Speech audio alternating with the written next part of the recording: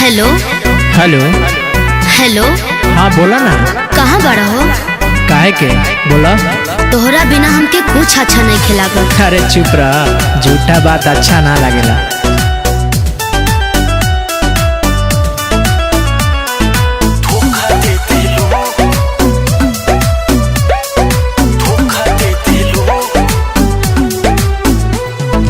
बोला तो हर कैसन मनो तनी हुई यार, हम तो ससुरा आ गए छोड़ के तो के दिया।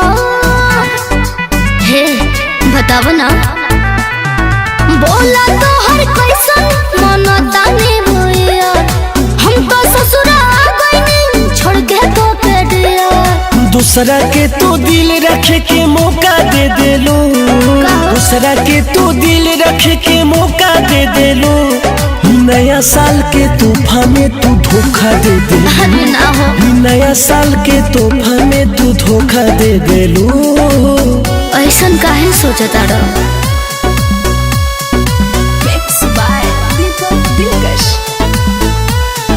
नया साल के तोहफा में नया साल के तोहफा में क्रिया कसम तू भूलैलो, ना ना राजा जी के रानी हो गईलो। तो का करी तू ही बतावा। सब खेल भइल तो से दूरी, रहे हमार मजबूरी। ऐसे कैसे गम के हमके झोंका दे देलो, ऐसे कैसे गम के हमके झोंका दे देलो। नया साल के तोहफा में तू धोखा दे देलू। ना जा नया साल के तोहफा में तू धोखा दे देलू। बस कर।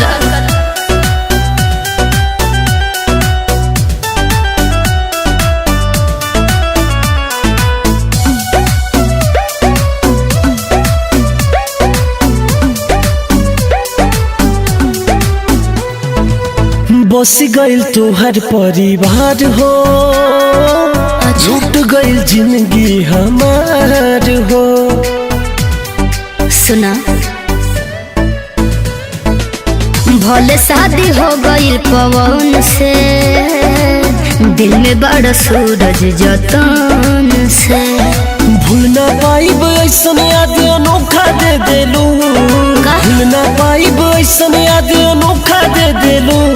ई नया साल के तोहफा में तू, ई नया साल के तोहफा में तू धोखा दे देलू। ई नया साल के